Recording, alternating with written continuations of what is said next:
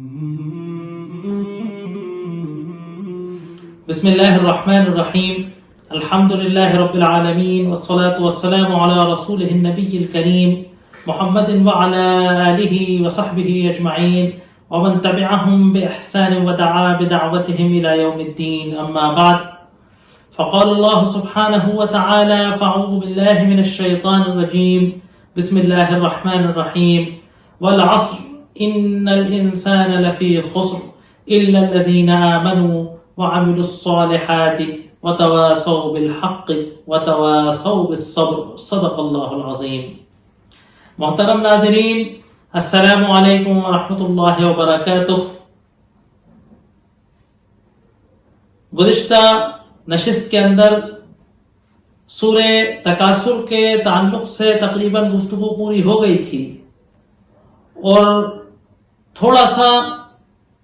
تھوڑی سی اس کی آخری آیت کے تعلق سے ثم لتسألن یومئذ عن النعیم کے تعلق سے کچھ وضاحت بچی تھی، آپ سے وعدہ کیا گیا تھا اس کے تعلق سے. اب جو آگے صورت آ رہی ہے وہ بہت مہم ترین قرآن کی صورت ہے، انشاءاللہ اس کے تعلق سے بھی گفتگو ہوگی.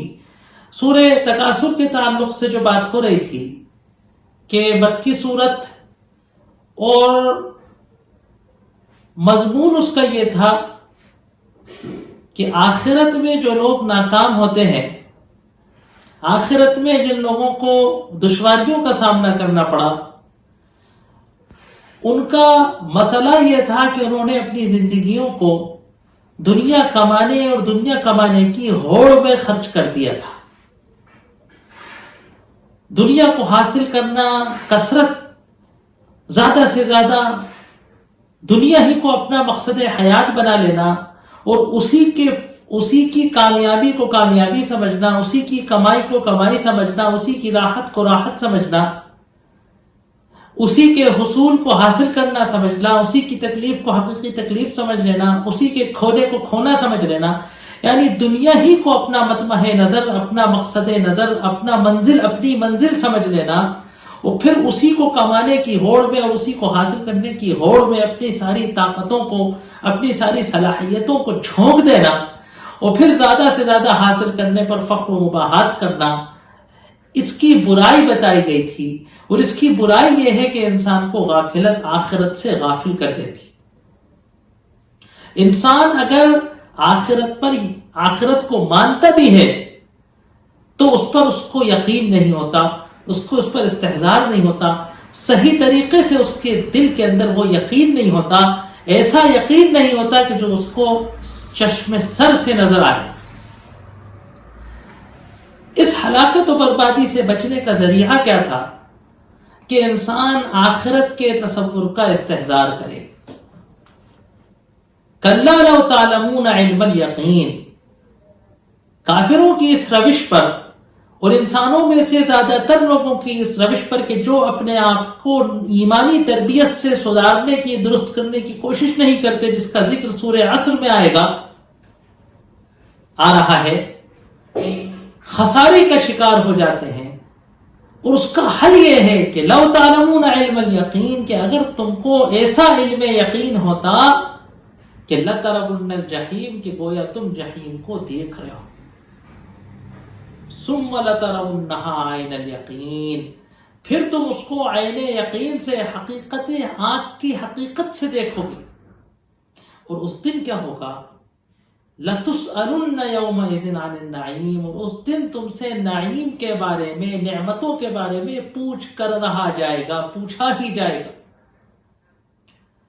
اس سے مراد وہ تمام نعمتیں ہیں کہ جو اللہ تبارک و تعالیٰ کسی انسان کو نوازتا ہے.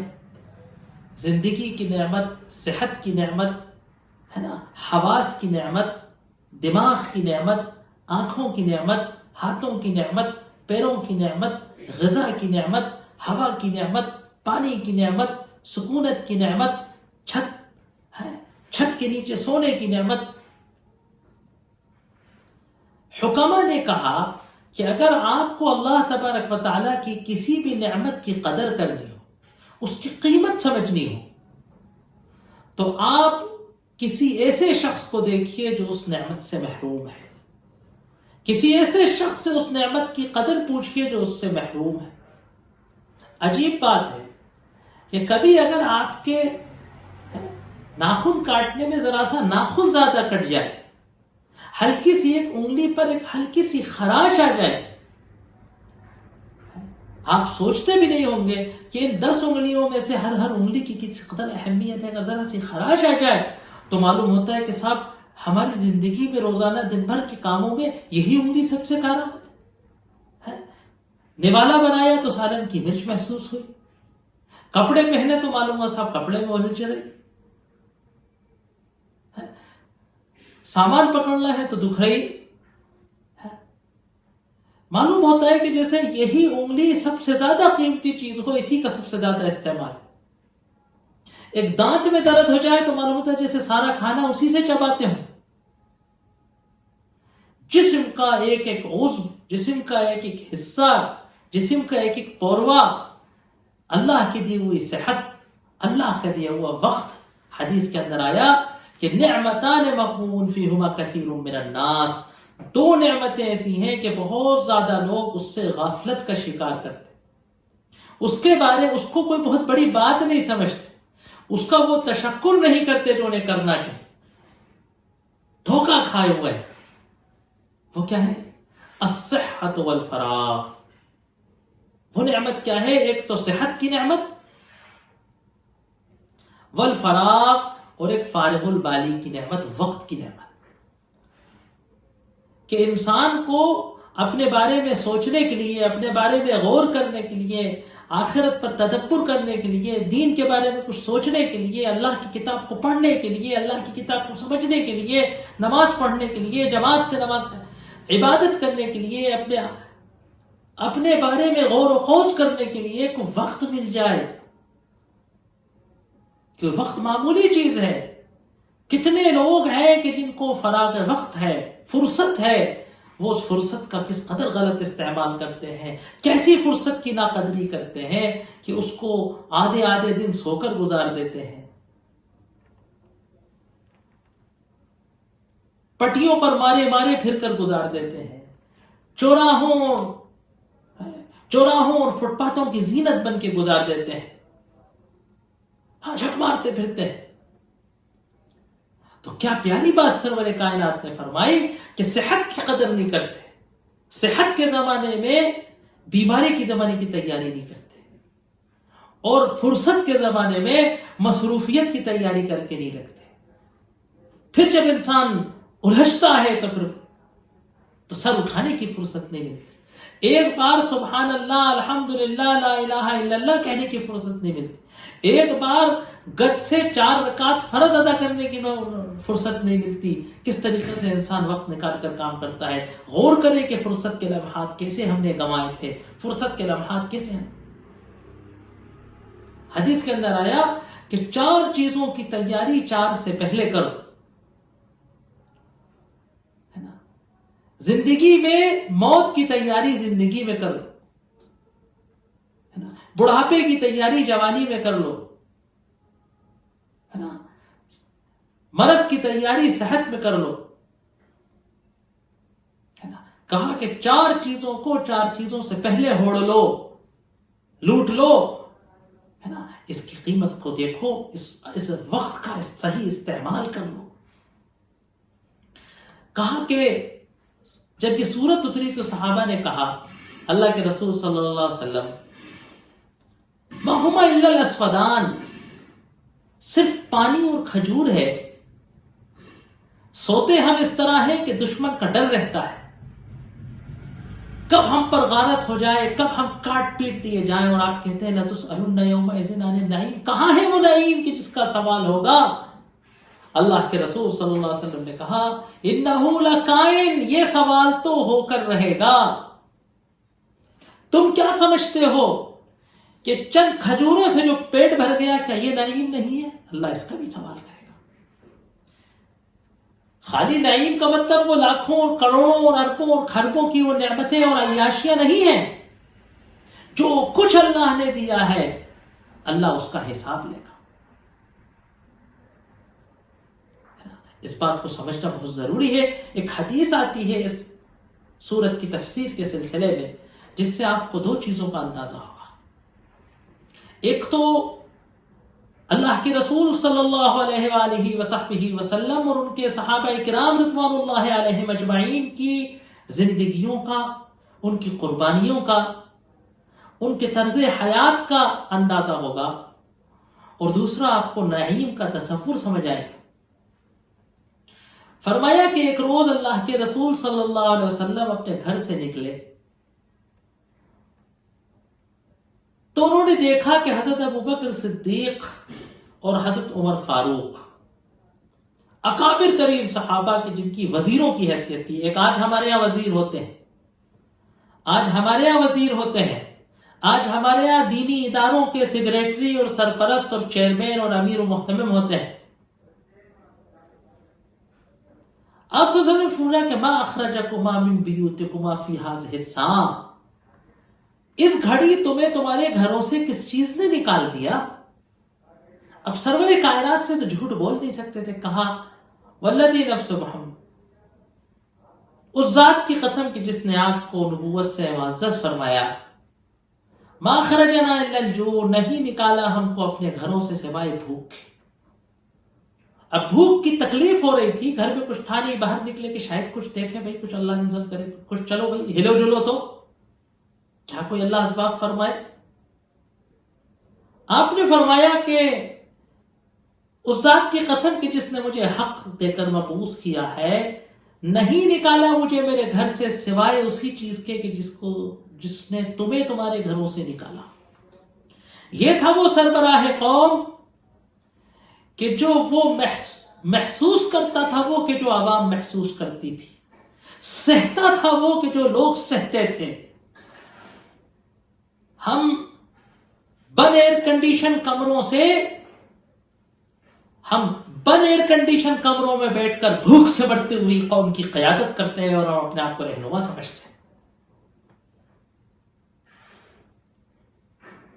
ہم بھوکوں کی قیادت شاہانہ دسترخوانوں پر بیٹھ کے کرتے ہیں.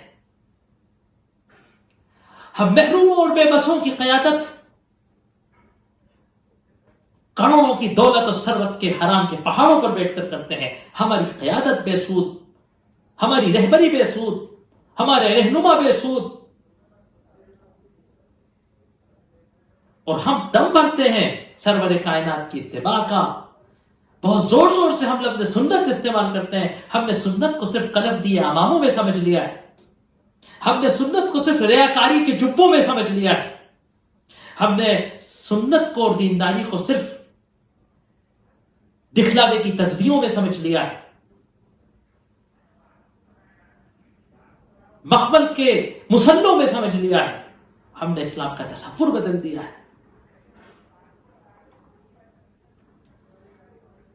یہ وہ امیر تھا کہ جو سہتا تھا وہ کہ جو اس کی قوم سہتی تھی، بھگتتا تھا وہ کہ جو اس کے ساتھی بھگتتے تھے، محسوس کرتا تھا وہ کہ جو زمین پر عوام محسوس کرتی تھی.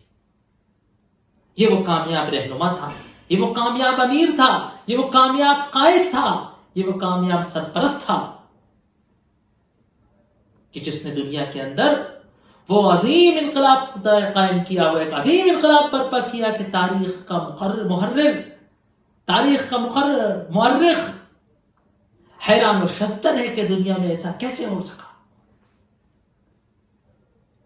کہا کہ نہیں نکالا مجھ کو میرے گھر سے سوائے اس کے کہ جس کو تمہیں نکالا ہے تمہارے گھروں سے. اور آپ ان تینوں حضرات، آپ نے کہا کہ چلو فلاں انصاری کیا چلتے ہیں، ملاقات کرنے جائیں گے. یا تو اسے ہمیں بھوک کا احساس ہو جائے گا، یا ویسے بھی کچھ تھوڑی بہت ضیافت کرے گا تو اس بھوک کی حالت میں کچھ تو فائدہ ہو ہی جائے گا. اب یہاں دیکھیے کہ کیا حدیث ہے، کیا نکات ہے. محدثین نے اس میں سے کیسے نکات نکالے.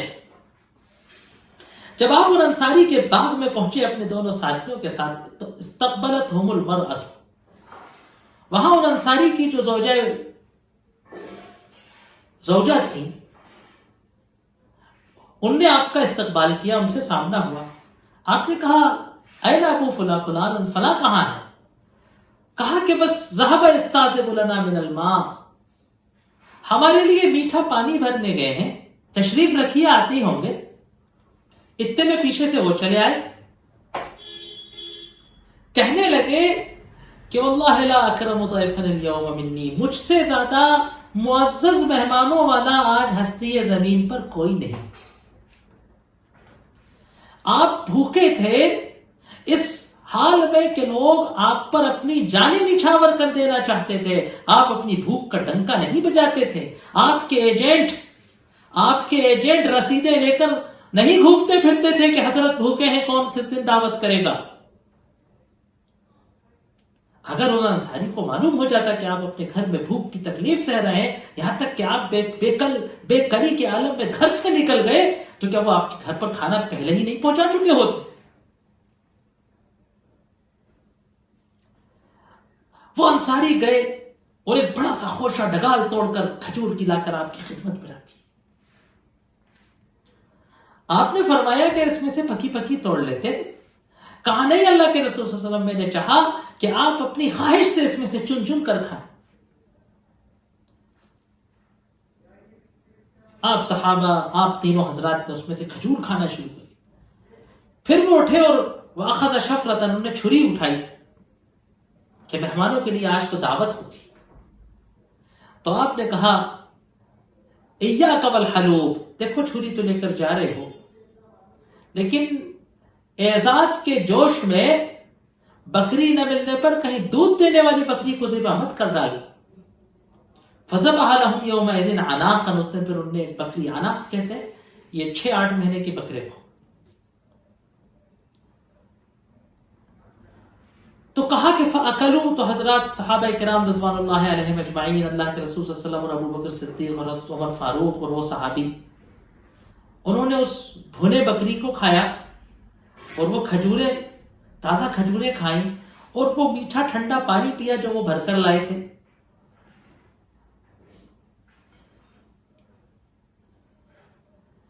اب محدثین نے یہاں یہ کہا کہ جہاں پر سنت میں یہ ثابت ہے کہ آپ کئی کئی دن بھوکے رہے، وہاں سنت میں یہ بھی ثابت ہے کہ 4 آدمی نے پورا بکری کھا لی۔ ہاں ظاہر سی بات ہے ان انصاری کی زوجہ اور ان کے بچوں کو بھی کھایا گئی، ایسا نہیں ہے، ہاں ایسا نہیں ہو سکتا جیسے ہمارے یہاں مہمان پورا صاف کر جاتے ہیں، گھر والوں کو پھر دوبارہ دال پکانا پڑتی ہے اپنے لیے، ہاں ایسے مولوی بھی نہیں تھے۔ آپ صلی اللہ علیہ وسلم نے فرمایا کہ عمر لَتُسْأَلُنَّ يَوْمَئِذٍ عَنِ النَّعِيمِ، قیامت کے دن اس نعیم کے بارے میں پوچھا جائے گا۔ حضرت عمر نے تعجب سے پوچھا اللہ کے رسول کیا اس کا سوال ہوگا؟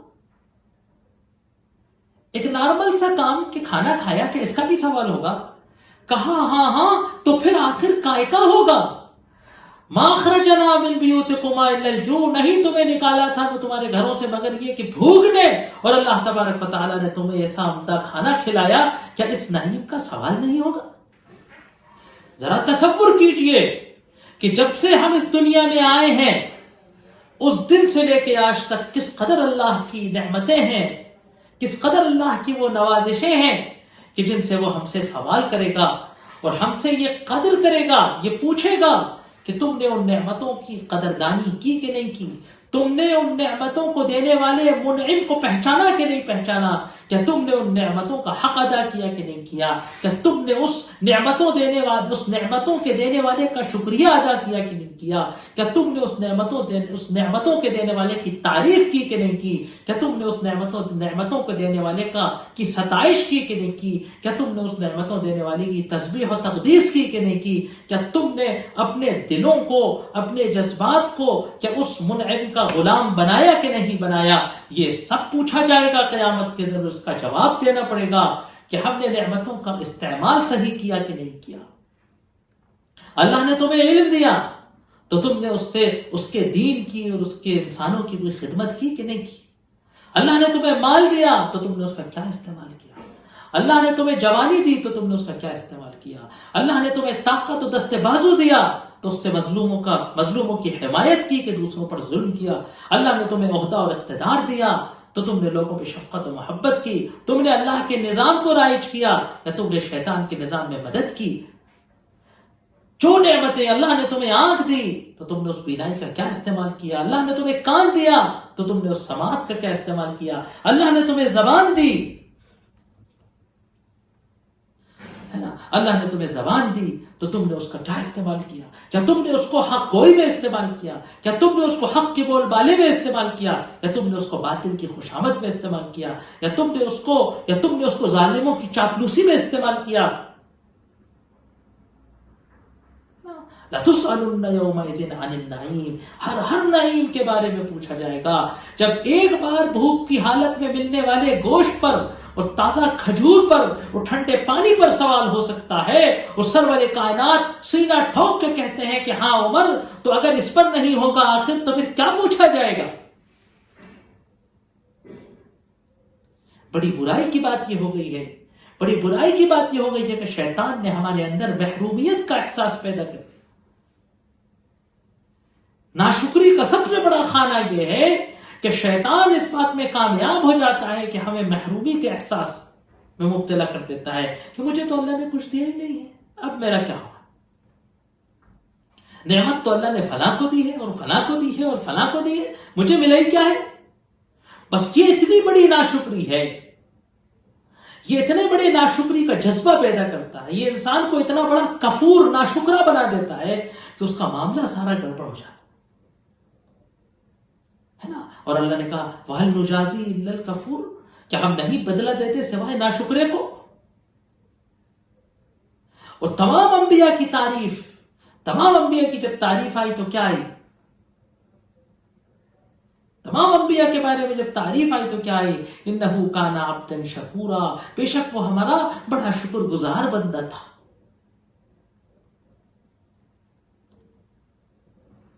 حضرت اسماعیل کے ساتھ یہ کتنے انبیاء کی تعریف جب آئی تو انہو کان عبدا شکورا، وہ ہماری نعمتوں کا قدردان تھا، وہ ہمارا شکر گزار تھا، وہ ہماری نعمتوں کی قدر کرنے والا تھا۔ اب چاہے وہ کوئی مظلوم انسان ہو، چاہے وہ بنی اسرائیل کے تخت شاہی پر بیٹھنے والا سلیمان علیہ السلام ہو، جو نعمتیں اللہ نے دی اس کی قدر کر کے اور صحیح استعمال کرا تو شکورا کہا گیا۔ ضروری نہیں ہے کہ بادشاہت ہی ملے تو نعمت مانی جائے، ضروری نہیں ہے کہ ہزاروں لاکھوں کی جائیداد ملے تو تبھی نعمت مانی جائے۔ کہا کہ الصحت والفراغ، صحت اور فرصت اگر ہے تو یہ نعمت ہے۔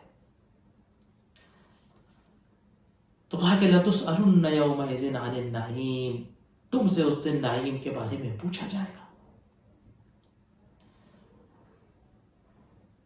ایک روایت میں آتا ہے، بہت اس روایت کو پوچھا جاتا ہے کہ جو بات آئی تھی کہ جو بھی اللہ نے جس کو جہاں نعمت دی ہے اس کے بارے میں پوچھا جائے گا۔ آپ نے بارہ اس روایت کو تقریروں کے اندر مسجدوں میں سنا ہوگا۔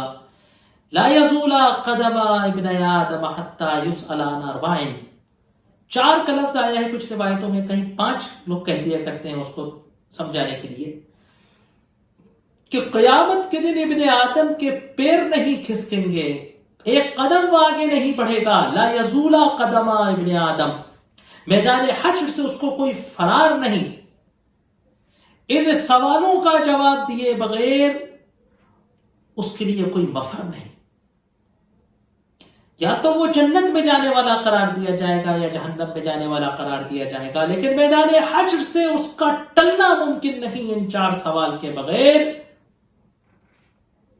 اور وہ سوال کیا ہے؟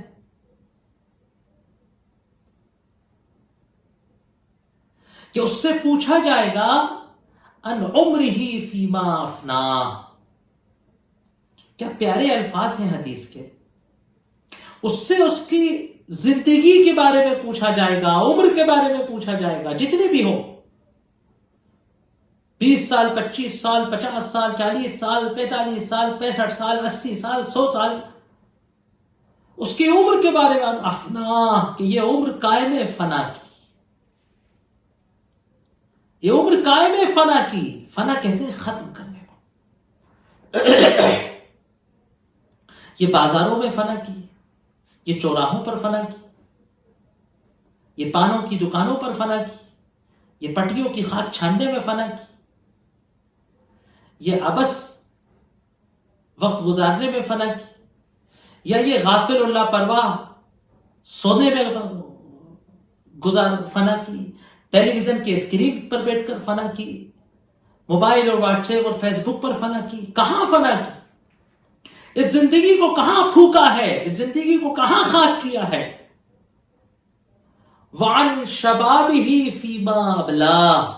اب عجیب بات ہے کہ انسان کی عمر میں تو جوانی شامل ہے، لیکن اس کا ایک الگ سے سوال ہوگا، کیونکہ یہ انسان کا سب سے کریم ٹائم ہوتا ہے۔ جو کچھ وہ اس دنیا میں کرنا چاہتا ہے وہ اس جوانی میں وہ کر سکتا ہے۔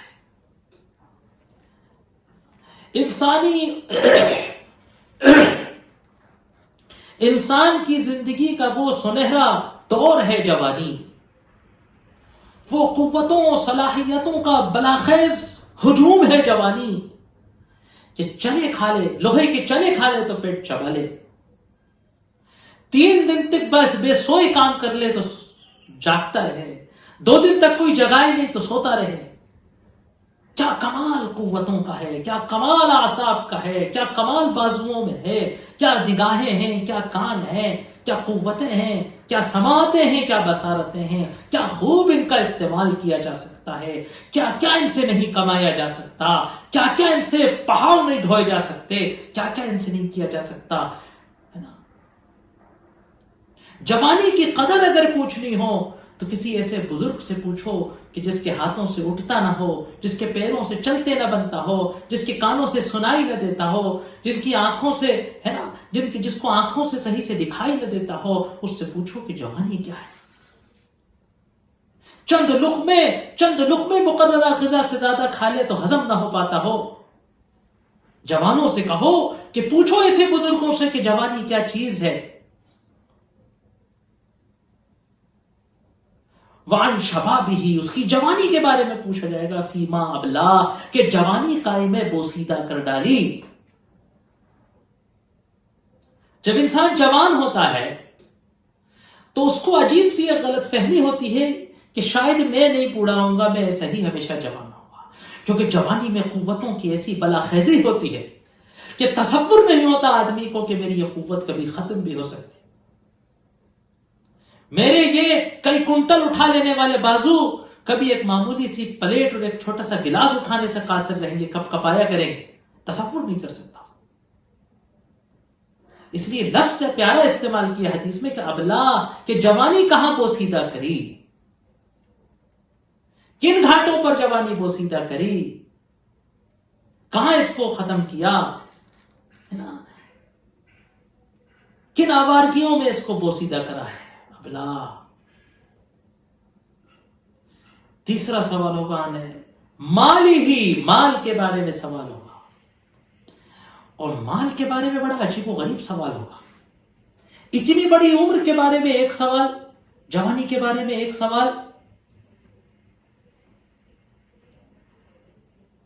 مال کے بارے میں 2 سوال۔ من این اکتسبہ، کہاں سے کمایا، ہے نا، کہاں خرچ کیا۔ یہ سارا لیکھا جوکھا ہمارے ذہن میں رہنا چاہیے، یہ پوری چارج شیٹ، یہ پوری بیلنس شیٹ، یہ پورا آڈٹ ہمارے پاس ہونا چاہیے، کیونکہ قیامت کے دن ہم کو یہ جواب دینا ہوگا کہ کہاں سے کمایا اور کہاں خرچ کیا۔